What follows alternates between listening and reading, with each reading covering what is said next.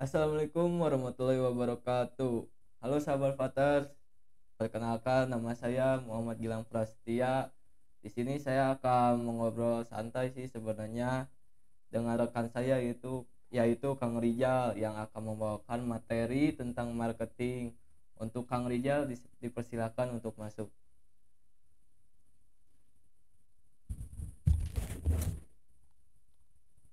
Halo Kang Rijal, gimana nih kabarnya? Alhamdulillah baik. Alhamdulillah. Langsung saja ke dalam materi dalam marketing. Di marketing ini ada apa saja sih, Kang Rijal? Ada 5W1H, description, peran dan tanggung jawab, dan SOP. Nah, tadi kan kata Kang Rijal di marketing ini ada 5W1H. Coba jelaskan dong arti dari 5W1H dalam marketing itu apa? Ada yang pertama ada what, who, when, why, where, dan how. Yang pertama, what. Apa itu marketing? Marketing adalah disiplin bisnis yang berkaitan dengan cara mempromosikan, mendistribusikan, dan menjual produk atau layanan kepada pelanggan atau konsumen potensial. Yang kedua ada who, siapa yang terlibat dalam marketing. Banyak orang dan departemen yang terlibat dalam marketing, termasuk tim pemasaran, manajer produk, perancang grafis, analisa data, dan lebih banyak lagi. Selain itu, pelanggan atau konsumen juga menjadi pihak penting dalam proses marketing. Yang ketiga, when. Kapan marketing perlu dilakukan? Marketing perlu dilakukan sepanjang waktu untuk mempertahankan kehadiran merek, mengikuti tren pasar, dan merespons perubahan dalam perilaku konsumen. Ini dapat berarti kampanye pemasaran reguler, peluncuran produk, atau tanggapan cepat terhadap situasi pasar yang berubah-ubah. Yang keempat ada why. Mengapa marketing penting? Marketing penting karena membantu perusahaan menciptakan kesadaran, minat, dan keinginan pelanggan terhadap produk atau layanan mereka. Ini juga mendukung pertumbuhan bisnis dan memungkinkan perusahaan untuk memenuhi kebutuhan pelanggan. Yang kelima ada where, di mana marketing dilakukan. Marketing dapat dilakukan di berbagai tempat, mulai dari kampanye, periklanan di media cetak dan online, hingga promosi produk. Di lokasi pengecer atau toko fisik. Di era digital, marketing juga dilakukan secara online melalui platform media sosial, situs web, dan email. Dan yang terakhir ada how. Bagaimana cara melaksanakan strategi marketing? Cara melaksanakan strategi marketing dapat bervariasi, tergantung pada tujuan, anggaran, dan sasaran pasar.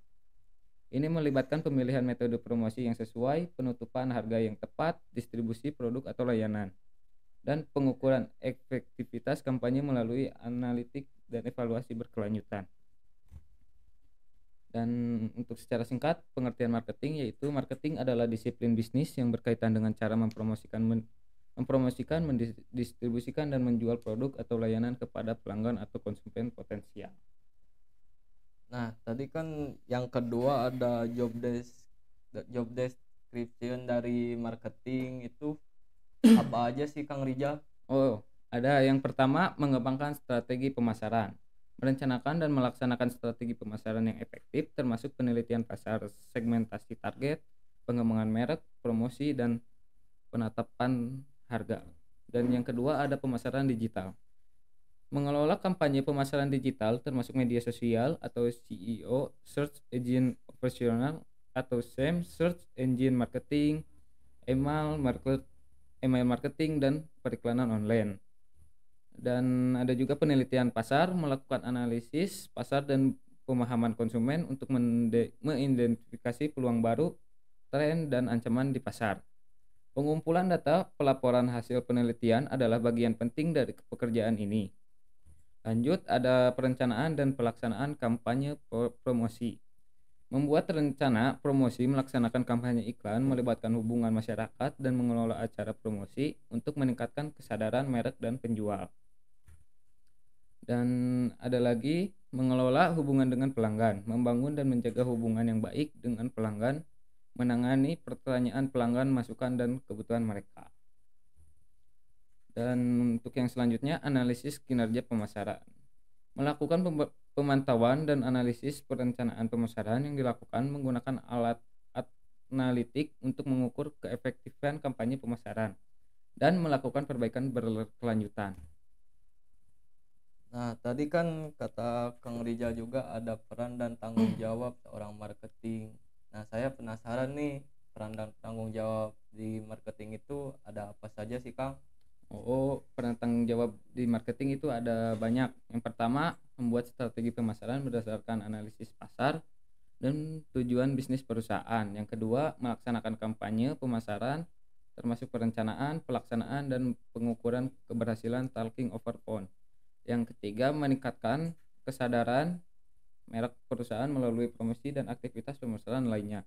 Yang keempat, mengelola saluran pemasaran baik offline maupun online untuk memaksimalkan visibilitas dan penjualan.